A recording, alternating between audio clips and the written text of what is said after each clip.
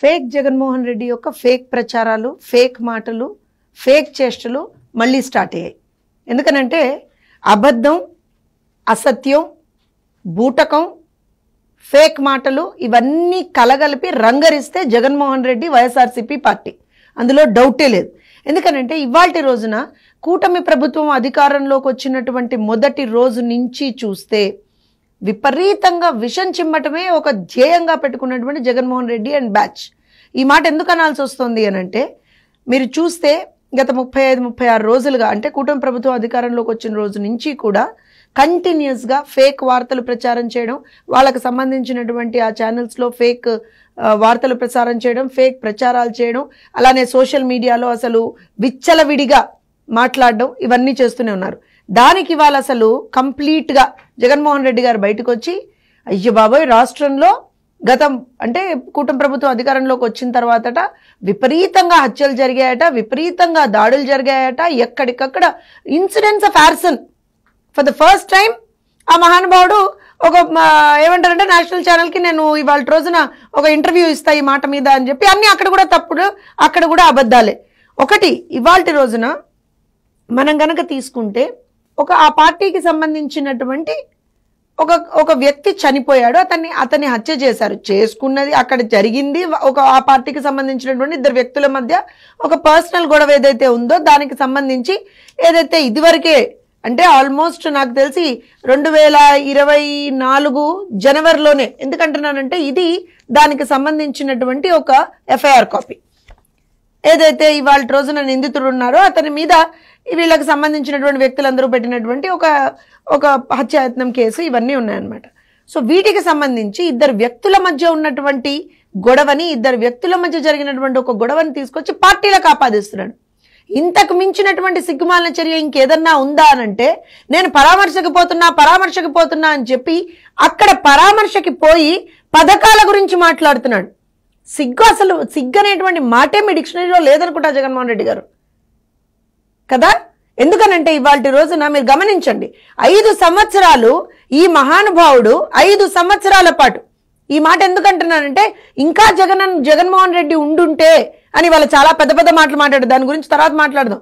కానీ నీవున్న 5 సంవత్సరాల్లోనే వేల సంఖ్యలో దాడులు, వేల సంఖ్యలో హత్యలు ఇన్ని జరిగినా సరే ఏ రోజున కనీసం నోరు మెదపనటి నీవు, అంటే ఒక 15 ఏళ్ల పిల్లవాడిని నడి రోడ్డు మీద పెట్రోల్ పోసి తగలబెట్టేస్తే ఎక్కడా మాట్లాడనటువంటి నీవు, నీ పార్టీకి సంబంధించినటువంటి ఒక ఎమ్మెల్సీ ఒక దళిత యువకుడిని చంపేసి ఆ శవాన్ని డోర్ డెలివరీ చేస్తే కనీసం మాట్లాడనటువంటి నువ్వు ఇవాల్టి రోజున ఆ రోజున నీ ఇంటికి ప్రాబబ్లీ ఒక కూతవేటు దూరంలో, తాడేపల్లి ప్యాలెస్ ఒక కూతవేటు దూరంలో ఒక అభాగ్యురాలి మీద అత్యాచారం జరిగితే కనీసం మాట్లాడనటువంటి నువ్వు ఇవాల్టి రోజున బయటకు వచ్చి పరామర్శ అనేటువంటి ఒక పేరు చెప్పుకొని బయటకు వచ్చి ప్రభుత్వం మీద విమర్శలు గుప్పిస్తావా, ప్రభుత్వం మీద విషం చిమ్ముతావా, వెళ్ళి నేను ఢిల్లీలో ధర్నా చేస్తానంటావా? మరి అన్ని సంఘటనలు జరిగినప్పుడు ఏ రోజున నువ్వు ఢిల్లీలో ధర్నా చేయలేదే, ఏ రోజున మాట్లాడలేదే, నీ ప్రభుత్వమే ఉండిందే,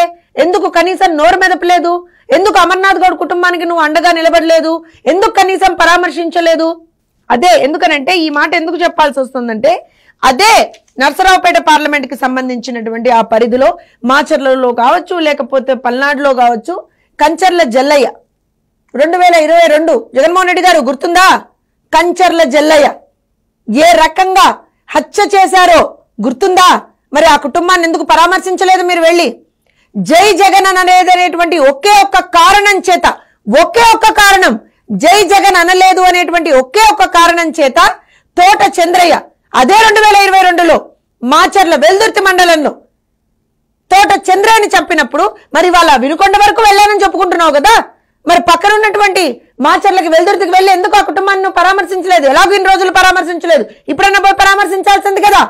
అలానే ఇదే నర్సరావుపేట టౌన్ లోనే షేక్ ఇబ్రహీం, గుర్తుపెట్టుకోండి, గుర్తు తెచ్చుకోండి ఇవన్నీ జగన్మోహన్ రెడ్డి గారు, 2022వ సంవత్సరం షేక్ ఇబ్రహీం ని చంపేస్తే ఎందుకు వెళ్ళి నువ్వు పరామర్శించలేదు? పోనీ నీ కడప జిల్లా, నాది కడప జిల్లా, నేను కడప జిల్లా వాడిని చెప్పుకొని తిరుగుతావు కదా, కడప జిల్లాలో 6 బీసీలని హత్య చేస్తే ఒక్కరంటే ఒక్క ఒక్కరిని కూడా నువ్వు పరామర్శించలేదే. రాష్ట్ర వ్యాప్తంగా నీ హయాంలో 32 మంది బీసీలని హత్య చేశారు, 11 మంది మైనారిటీల మీద దాడులు జరిగాయి, 11 మంది మైనారిటీలు ప్రాణాలు కోల్పోయారు ముస్లింలు, అలానే 27 మంది ఎస్సీలు ప్రాణాలు కోల్పోయారు. ఈ లెక్కలు నేను ఏదైతే చెప్తున్నానో ఏ ఒక్క కుటుంబం దగ్గరికి వెళ్ళి నువ్వు ఏ రోజున పరామర్శించలేదే.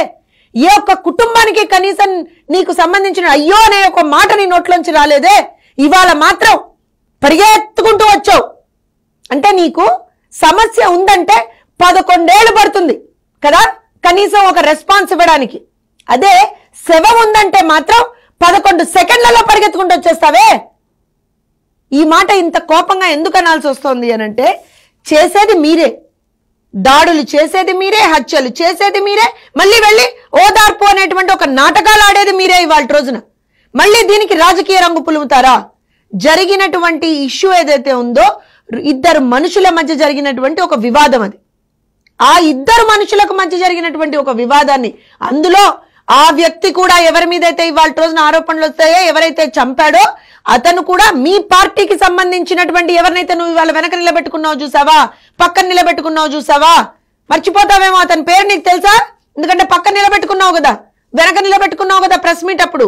పిఎస్ ఖాన్ అతని అనుచరుడు. రౌడీ షీటర్లు అందరూ ఒక చోట చేరి లిటరల్ గా ఒక విధ్వంసాన్ని, అరాచకాన్ని గత 5 సంవత్సరాల్లో ఆ ప్రాంతంలో చేస్తూ ఉంటే కళ్ళు మూసుకొని కూర్చున్నటువంటి జగన్మోహన్ రెడ్డి ఇవాళ రోజున ఏ మొహం పెట్టుకొని నువ్వు అక్కడికి వెళ్ళావు అని మేము అడుగుతున్నాం. ఎందుకంటే ఇవాళ ప్రెస్ మీట్ పెట్టినప్పుడు ఒక పక్కన బొల్లా బ్రహ్మానాయుడు గారు, వెనకన పిఎస్ ఖాన్ గారు, ఇటు పక్కన అంబటి రాంబాబు గారు. ఎవరో చెప్పమంటారా వీళ్ళందరూ? బొల్లా బ్రహ్మానాయుడు.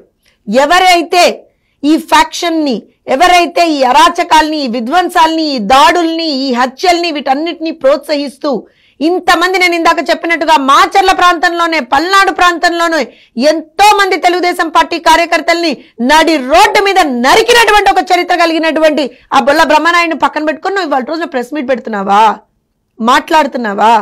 ఎవరి వల్ల అయితే ఇవాళ రోజున ఇద్దరు వ్యక్తుల మధ్య సమస్య వచ్చిందో, అటు రషీదును జిలానీ మధ్య సమస్య వచ్చిందో, వివాదం వచ్చిందో, ఆ పిఎస్ ఖాన్ ని పక్కన నిలబెట్టుకొని నువ్వు ప్రెస్ మీట్ పెట్టి ఎవరో చంపేశారు, తెలుగుదేశం వాళ్ళు చంపేశారు. తెలుగుదేశం వాళ్ళు చంపేశారా? తెలుగుదేశం పార్టీ కార్యకర్తల్ని నడి రోడ్డు మీద, ఇంకా కూడా మీ వైఎస్ఆర్సీపీకి చెందినటువంటి నాయకులు, ఇంకా కూడా మీ వైఎస్ఆర్సీపీకి చెందినటువంటి కార్యకర్తలు నడి రోడ్ల మీద ఎక్కడికక్కడ చంపేటువంటి ఒక పరిస్థితిని తీసుకొచ్చావు కదా. ప్రతిపక్షంలో ఉండి కూడా నీ అరాచకం ఆగట్లేదే. సిగ్గుపడు జగన్మోహన్ రెడ్డి. నువ్వు ఎక్కడ ధర్నా చేయాలో తెలుసా? ఢిల్లీలో ధర్నా చేయాలి అని అంటే నీ పార్టీ శ్రేణులు, నీ నాయకులు, నీ ఎమ్మెల్సీ, నీ ఎంపీలు ఆ రోజున చేసినటువంటి అరాచకం ఏదైతే ఉందో దాని మీద ధర్నా చేయాలి నువ్వు ఫస్ట్, దాని మీద మాట్లాడాలి నువ్వు ఫస్ట్. అవేవీ లేకుండా కేవలం శవం ఎక్కడ కనపడుతుందా నేను పోయి వాలిపోతా, ఇంకెన్ని రోజులు ఈ శవరాజకీయాలు మానవా? ఫేక్ ప్రచారాలు మానవా?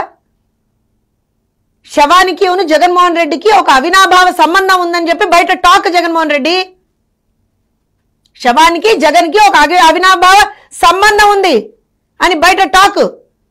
కనీసం ఇప్పటికైనా మారు. అండ్ రాష్ట్రపతి పాలన కావాలా రాష్ట్రంలో? చెప్పమంటావా నీ పార్టీ కార్యకర్తలు ఎక్కడెక్కడ తెలుగుదేశం పార్టీ కార్యకర్తల్ని చంపారో? 8 మంది తెలుగుదేశం పార్టీ కార్యకర్తల్ని కోల్పోయాం గత 40 రోజుల్లో. ఎవరు బాధ్యులు? నీ పార్టీ మనుషులు బాధ్యులు, నువ్వు బాధ్యుడివి. ఎందుకంటేనంటే ఇవాళ రోజున రౌడీ షీటర్లని పెంచి పోషించింది నువ్వు, గంజాయిని మద్యాన్ని రాష్ట్రంలో ఏరులై పారించింది నువ్వు, యువతని గంజాయికి మద్యానికి బానిస చేసింది నువ్వు, ఒక క్రిమినల్ నేచర్ ని రాష్ట్రంలో ఇన్కల్కేట్ చేసింది నువ్వు, రాష్ట్రంలో ఉన్నటువంటి యువతలో కంప్లీట్ గా ఒక క్రిమినల్ నేచర్ ని ఇన్కల్కేట్ చేయాలి అనేటువంటి దుర్మార్గమైనటువంటి ప్రయత్నం గత 5 సంవత్సరాల్లో నువ్వు చేసావు. విధ్వంసమే ఆజ్యంగా, విధ్వంసమే ఒక పునాదిగా నీ పాలన నడిచింది 5 సంవత్సరాల్లో. ఇవాళ వచ్చి నువ్వు కథలు చెప్తావా? ఇవాళ వచ్చి నువ్వు దొంగ మాటలు మాట్లాడతావా? ఇవాళ వచ్చి ఫేక్ మాటలు మాట్లాడతావా? ఏం మాట్లాడావు ప్రెస్ మీట్ లో ఇందాక? ఏంటది? 2 దఫాలుగా అందవలసినటువంటి వసతి దీవెన, 2 దఫాలుగా అందవలసినటువంటి విద్యా దీవెన అందలేదా? ఏప్రిల్లో ఎవరున్నారు జగన్మోహన్ రెడ్డి? ప్రభుత్వం ఎవరిదుంది ఏప్రిల్లో? ఎక్కడ పోయింది నీకు? అసలు ఏమాత్రం కూడా నీ కామన్ సెన్స్ పనిచేస్తుందా అని అడగాల్సినటువంటి పరిస్థితి. 35-36 రోజులు కాలేదు మేము అధికారంలోకి వచ్చి. ఇంత కక్ష నీకు అంటే ప్రజలు నిన్ను ఇవాల్టి రోజున వద్దనుకున్నారు, చీకొట్టారు, ఈడ్చి తన్నారని చెప్పి ప్రజల మీద కక్ష చూపిస్తున్నావా? దాడులు చేయిస్తున్నావా? ఇదా నీ సంస్కృతి? ఇదేనా నీకు నిజంగా కూడా నువ్వు ఒక రాజకీయ నాయకుడు అని చెప్పుకోవడానికి నీకు ఉన్నటువంటి అర్హత? అధికారంలో ఉన్నా దాడులు చేస్తావు, ప్రతిపక్షంలో ఉన్నా దాడులు చేస్తావు. ఇదేనా రాజకీయం అంటే? కేవలం అరాచకమేనా? రాజకీయం అంటే కేవలం హింసేనా? హింసా రాజకీయాలు మానవా? ఇకనైనా బయటకు వచ్చి ఏం మాట్లాడావు ఇవాళ రోజున? కనీసం నీకు అక్కడ లోపలుండి మాట్లాడుతున్నప్పుడు, ఒక తల్లిని వెళ్ళి నువ్వు పరామర్శిస్తున్నావు అన్నప్పుడు కనీసం ఆ తల్లి దగ్గర కూర్చొని ఆ తల్లిని ఓదార్చాలి అనేటువంటి ఒక ఆలోచన నీకు లేదే? అక్కడ కూర్చొని పథకాల గురించి మాట్లాడతావా? అసలు ఏమాత్రమైనా అంటే సిగ్గుందా అని అడగాలని అన్నంత కోపం వస్తుంది వాస్తవానికి కూడా. మళ్ళీ ఏం మాట్లాడతావు? నువ్వు వెళ్ళడానికిట అడుగడుగున ఆటంకాలట. Z+ సెక్యూరిటీ ఇచ్చి పంపించారా నాయన? ఇంకోటి ఏం మాట్లాడతావు? ఆ వాహనం అసలు బాలేదా? ఆటంకాలు సృష్టించారా? ఆ వాహనమే మళ్ళీ నువ్వు you couldn't SIT in that for probably 5 to 10 minutes కూర్చోలేకపోయావు నువ్వు. అంటే ఏంటి? ఏమనుకుంటున్నావు అసలు నువ్వు? ఇవాల్టి రోజున మళ్ళీ తీసుకొచ్చి నేను రాష్ట్రంలో ఏదో ఒక రకమైనటువంటి ఒక అరాచకం సృష్టిస్తాను, లా అండ్ ఆర్డర్ సమస్య సృష్టిస్తాను, ఖచ్చితంగా ఇలా వీరంగం చేస్తారు, మా శ్రేణులు ఇలానే చేస్తారు, భరించండి, ఖచ్చితంగా మేము ఇలానే ఫేక్ ప్రచారాలు చేస్తాము, భరించండి అంటే ప్రసక్తే లేదు. నువ్వు ఎన్ని ఫేక్ ప్రచారాలు చేసినా సరే ప్రజలు చాలా క్లియర్ మైండ్తో ఉన్నారు. నీ అరాచకం, నీ విధ్వంసం, నీ దుర్మార్గం వద్దనే ఇవాల్టి రోజున ఒక బ్రహ్మాండమైనటువంటి కూటమి ప్రభుత్వాన్ని తెచ్చుకున్నారు. దాంతో పాటుగా ఇవాళ రోజున ఎందుకంటే నీ ఫేక్ ప్రచారాలు అని ఎందుకు మాట్లాడుతున్నాను అనంటే, ఏం మాట్లాడావు? రాష్ట్రంలో 300కు పైగా దాడులు జరిగాయా? మీ వాళ్ళు చేసిన దాడులకు కూడా మా ఏమంటారు అనంటే ప్రభుత్వం మీద తోస్తావా?